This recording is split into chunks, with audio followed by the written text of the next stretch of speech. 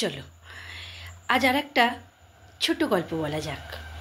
তো গল্প হলো, একজন বৃদ্ধ, অনেক বয়স এক বৃদ্ধা, তার ছেলে বউ নিয়ে বৃদ্ধা থাকতেন। তার স্বামী নেই, স্বামী মারা গেছেন, বৃদ্ধ হয়ে গেছেন। তো বৃদ্ধ হয়ে গেলে জানেন তো, বাড়িতে ছেলে মেয়েরা তাকে মানে কি চোখে দেখে, মানে বোঝা, বাবা মা তাদের কাছে বোঝা হয়ে যায়। তো যাই হোক, তো একদিন বুড়িকে তার ছেলে ঘর থেকে বাইরে বার করে দিল। বলল, মা আমি তোমাকে খেতে দিতে পারছি না, পড়তে দিতে পারছি না, থাকার জায়গা নেই, তুমি বরঞ্চ এখান থেকে চলে যাও, বলে মাকে বাড়ি থেকে বার করে দিল। অসহায় মা কী করবে, বয়স হয়েছে। সেই বৃদ্ধ মা মনের দুঃখে একটা কতগুলো জামা কাপড় বোচকা বুচকি বেঁধে নিয়ে বগল দাবা করে সে চোখের জল মুছতে মুছতে চলে গেল।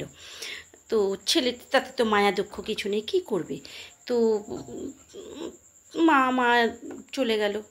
মা তো ছেলেকে তো আর বলতে পারে না যে কি করবে, সে যদি তাড়িয়ে দেয় মা বৃদ্ধা কী করবে।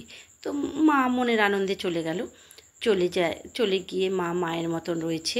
তিনি একটা স্টেশনে জায়গা নিল। স্টেশনে মানে কিছু একটা পেতে ঠেতে রাতের বেলা ঘুমাবার বা থাকার একটা ব্যবস্থা তিনি করে নিল। তো প্রতিদিন এবার স্টেশনে থাকে, খাবে কি? তো বুড়ির মাথায় বুদ্ধি এলো যে আমি খাবো কি, ভিক্ষা করব, ভিক্ষা করে যেটুকু পাবো সেটুকু খাবো। ভিক্ষা করে খাওয়া ছাড়া তো আর কোনো উপায় নেই। তো ভিক্ষা করে খাবার জন্য সে মনস্থির করলো। তো সকাল দুপুরবেলা রাত্রিবেলা যেটুকু মানে স্টেশনে ভিক্ষা পায় সেটুকুই খায়। আর প্রতিনিয়ত বুড়ি মন্দিরে চলে যায়। মন্দিরে গিয়ে মন্দিরের ভোগ খেয়ে আসে। একদিন হঠাৎই ভোগ খেয়ে কলে হাত মুখ ধুয়ে বুড়ি চলে যাচ্ছেন। তখন পিছন থেকে পুরোহিত ডাক দিল, বুড়িমা পিছনে হালকা করে ঘুরে হেসে বলল, বলো বাবা। তো বলছে, বুড়িমা তোমাকে আমি প্রতিদিন দেখি, তুমি আসো, ভোগ খাও, তারপরে হাত মুখ ধুয়ে চলে যাও, কেন? তো বলছে, না তো বাবা, আমি তো রোজ আসি, তোমাদের বিনে পয়সায় ভোগ খাই না, আমি তো টিকিট কাটি, কুপন হয়তো রোজ কাটতে পারি না, এক দিন হয়তো তোমাদের দয়াতেই খেয়ে নিই, কিন্তু আমি তো মাঝে মাঝে কুপন কাটি, 10 টাকা দিয়ে কুপন কাটি, ভোগ খাই, হাত মুখ দিয়ে চলে যাই। বলছে, হ্যাঁ বুড়িমা, আমি তো সেটাই দেখি, তুমি রোজ আসো, কুপন কাটো, এক দিন তুমি ভোগ খাও, হাত মুখ ধো, চলে যাও। তো তুমি এত কষ্ট করো, এত দুঃখ করো, তোমার মায়ের কাছে কিছু চাওয়ার নেই? বুড়িমা হঠাৎ তার দিকে অম্লান তাকিয়ে বলল, মায়ের কাছে কী চাইবো বোকা? মায়ের কাছে চাওয়ার আমার কিচ্ছু নেই। আরে বোকা ছেলে, মায়ের কাছে চাইলেই কি মা দিয়ে দিতে পারবে? দেখ, তোদের মা ওই যে ঠায় দাঁড়িয়ে রয়েছে, একটু পরে তোরা তালা লাগিয়ে ফ্যান লাইট অফ করে দিয়ে চলে যাবি। মা রাত্রিবেলা কি এক গ্লাস জল চাইলে সে খেতে পারবে কি না সে নিজেই জানে না। তো মাও তো ঠায় ওখানে দাঁড়িয়ে থাকে, এক গ্লাস জলও দেওয়ার কেউ নেই, তার কাছে আমি কি চাইবো? না, সবাই আসে মায়ের কাছে, এটা ওটা চায়, তোমাকে তো আমি কোনো দিন দেখিনি চাইতে। তখন বুড়ি বলল, আরে বোকা, মা কোথা থেকে পাবে? তারপরে দেখ, সামনে ধর দুর্গাপুজো আসে, এই যে দুর্গাপুজোতে সমস্ত মানুষ কত আনন্দ করে, আর মাকে কি করে, কোথাও নেলায় নর্দমায় ড্রেনের উপরে বা রাস্তাঘাটে যেখানে সেখানে কাঠ খড় কুটো চালা দিয়ে মাটি রং দিয়ে একটা মূর্তি দাঁড় করিয়ে দেয়।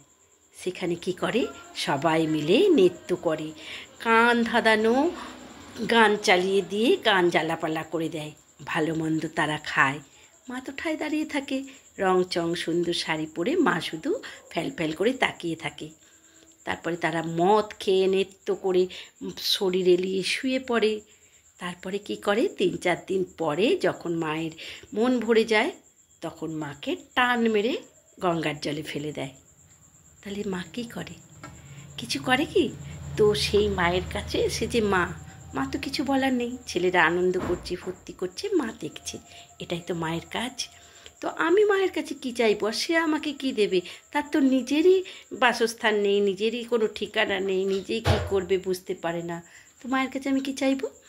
তারপরে তখন পুরোহিত হতবাক হয়ে গেল, ম্লান হয়ে গেল তার মুখ, বাকরুদ্ধ হয়ে গেল। সে কী উত্তর দেবে? ঠিকই তো বলেছে বুড়ি।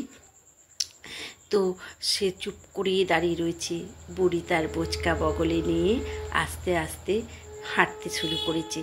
তখন পুরোহিত আবার ডাক দিয়েছে, বুড়িমা, তোমার কিচ্ছু বলার নেই? তোমার মনে দুঃখ হয় না, কষ্ট হয় না? তুমি মায়ের কাছে আসো, কেন আসো সেটা তো অন্তত বলে যাও। বলে, আরে বোকা, শোন, আমি মায়ের কাছে আসি রোজ এই কারণেই, আমি রোজ ভিক্ষে করি, যেটুকু পয়সা পাই আমি দোকান থেকে কিনে খেতে পারি। আমার তো একটুখানি পেট, একটুখানি খাবার হলেই দিন চলে যায়। আমি যেটুকু ভিক্ষে করি সেটুকুতেই আমার পেট চালিয়ে নিতে পারি।